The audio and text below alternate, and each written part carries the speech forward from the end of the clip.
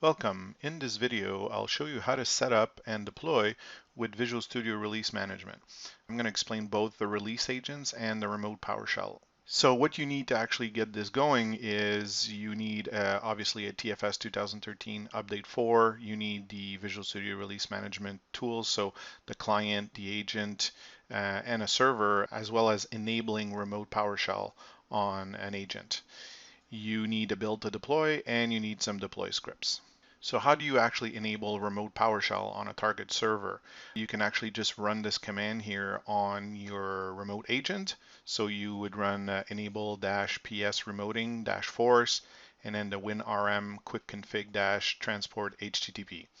So in this video, we're actually going to talk about token files for the web project. We're going to review our deployment scripts under source control. We're actually going to review the release templates, both for agent and remote PowerShell. We're going to deploy through a pipeline. I'll actually just use the agent base. I'll show a few tips for debugging, and then we'll actually validate the deployment. So let's first start by talking about the tokens. So you'll notice that there's a web.config in here, and then there's the webconfig.token file. So the webconfig consists of a straightforward web.config that comes with your web project. You can see here that I have one application setting, which is to create a variable called env. And then in the website per se, in the code, you'll see that I actually just take the value of env and I'm actually putting it in my label here. So it's fairly simple, but it's just to explain the point here. So my variable is called env, and if I'm a developer, it's going to just put developer on the website because that's what's being used by the web config. Now the webconfig.token is exactly the same file, and that's important. You need to keep both these things in sync. And what you do is you replace the value with a token value. So the token is always underscore underscore whatever variable you want underscore underscore. And how do we actually make that work under RM is we go back to our component, and if I'm looking at my demo website component, we'll see that in the configuration variable, I have my env here, which you'll notice doesn't have the underscore underscore at both ends. So this is the value that will get replaced in the web config after the installation, and it's going to replace in the web config. So this is basically how things work out. As the build goes, we actually take a release template build, and that will actually do a task to copy the web.config.token on top of the web config in the build output. So if we look at a build output, we're actually going to see that the web.config will actually be this version here with the token. Next, we're actually going to look at our scripts, our deployment scripts.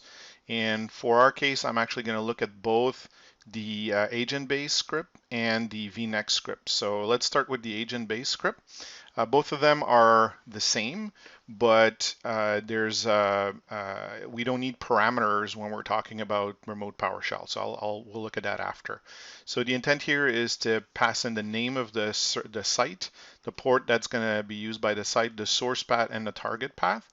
We are basically verifying if the website exists. If it does, we want to actually remove the site. If the app pool exists, we want to make sure that we also remove the app pool. So both these things can and you can decide not just to validate if it exists, and if it exists, then just ignore the creation of this site. I decided to basically restart new every time and basically just remove the website, remove the app pool, and if there's a target path, remove the target path. And then what I do is I create a new directory, I create a new app pool, and then I create a new site, and basically just robocopy the source and the target. So my source is going to be my build location, and then my target is where it's going to be on the disk for my website to actually work. Then I actually just make all the attributes of my site to be normal. And finally, I start my app pool. So it's very simple, and it basically does a wipe and replace of my website every time it's being run. So let's look at the vNext version, so the remote PowerShell one. So you'll notice that there is no passing a variable to my PowerShell. Essentially, I'm taking some values that are coming from RM. And when we actually look at the template in a minute, we'll see what's happening here. So essentially, the package location is coming from RM, and all these things here are the RM website, RM port, and RM target are all coming from RM as well. And you'll also notice that my source path is actually doing a return from one directory and go to my publish website. And I'll explain why we do that in a minute. The difference between also the remote PowerShell is that it doesn't do the token replacement. So we have to do our own token replacement. I wrote some code at the bottom here which actually goes through and finds all the tokens that have a underscore underscore and then anything in here and then underscore underscore and then actually fixes that and replaces what's there. But in essence, the script does the same thing. So it's looking for the site, it's looking for the app pool, it's looking for the directory, it removes all of these, and then it basically recreates all these things, robocopies everything, make sure everything is normal. Then I actually do my token replacement in the web config with basically a little loop that gets an expression and then invokes that value and then basically replace the web config with this. And then I rewrite the web config with the replaced values in there, and then I finally start the app pool. So it's very similar, does pretty much the same thing, except we're using variables passed from RM at the beginning here. So let's look at the component here.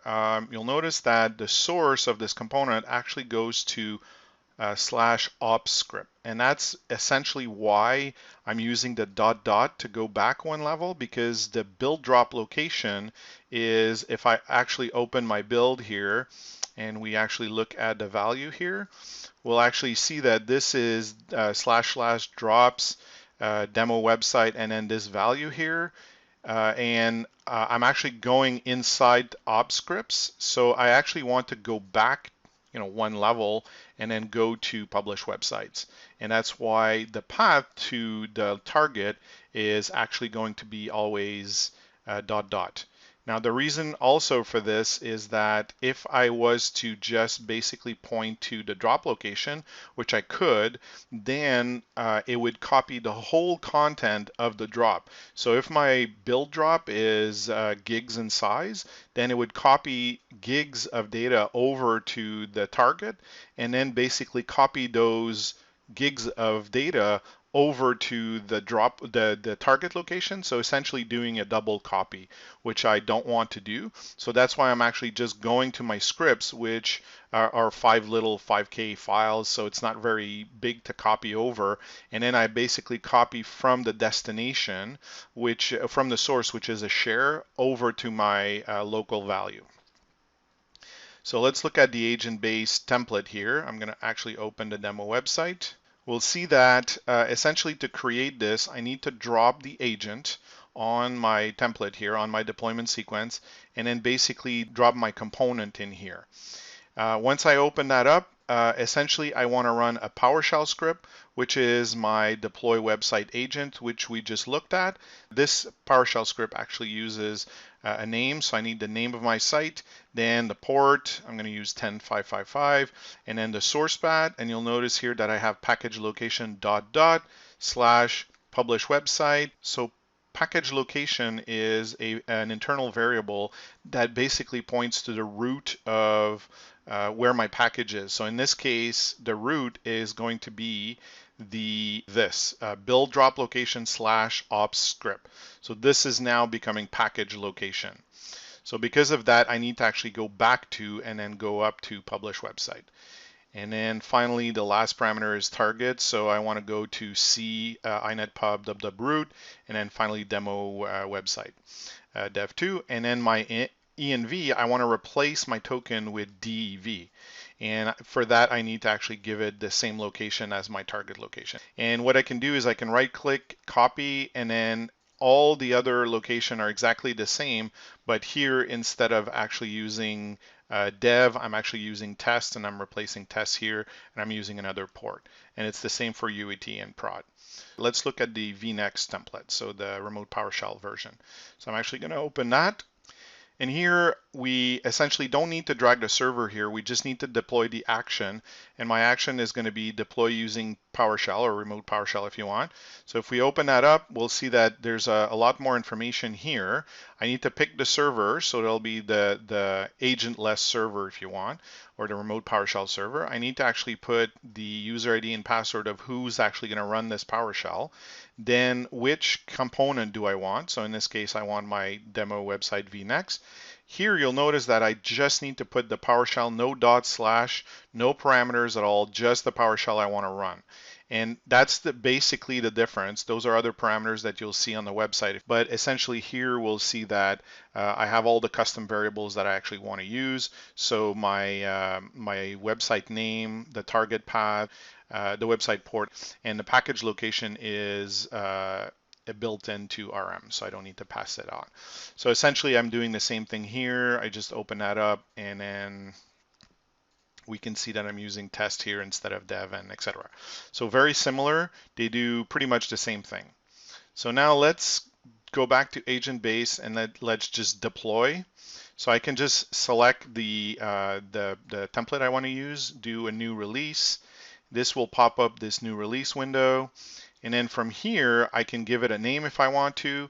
I can pick a new release template if I want to. The target stage is I want to go all the way to the end. So I want to deploy the whole pipeline.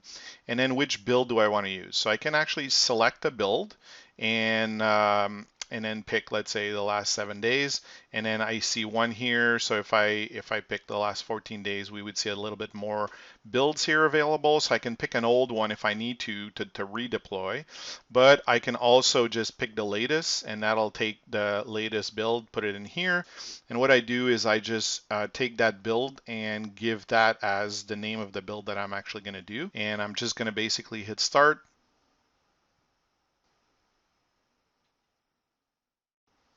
So we can see that the deployment actually went from dev to test to UAT to prod. We can actually go look in and look at the log of what was deployed. So in this case, I created some paths and I robo-copied my stuff into here.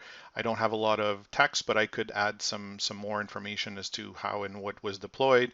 So I can actually go in all these places and actually look at that. We can actually go on the disk and look at our www root and look at our dev site. The date is 3/17, so we see at 3 o'clock, which is the time I'm recording this. So we can see that this was recreated, and it actually deployed this 3.12 build, and everything was deployed successfully. And we can see that if I go to the 10.555 site, it was deployed, and dev is the environment that I'm looking at. So if you need to debug, you can open a file explorer and go to temp folder of the account that actually is running your agent. So in this case, my user that's actually running is the TFS account. So if I go to app data, local, and we actually look under temp, we'll see that there's an RM folder. And if we go down here, we'll see that we have our demo website component. And in here, if we actually look, we'll see our actual deployment, which is here. And if I go in here, we'll see the folder that was actually copied over to my agent here. So those are all of my scripts, the deploy scripts, and not the whole build. And then from here, I can actually just open this and I can see the same log I was seeing in the other tool. So it's under the agent account that's actually running the agent, and the temp folder in local for that agent that you can actually find all those files that are being deployed. So in conclusion, if you want more information about release management, you can actually navigate to this URL. Thank you for your attention. If you'd like some one-on-one help with creating automated build, release, or deployment, or maybe you just don't have the time to do it yourself, I'd recommend Imaginet's 10-day automated build and release management quick start. If you're interested, just email us at info@imaginet.com.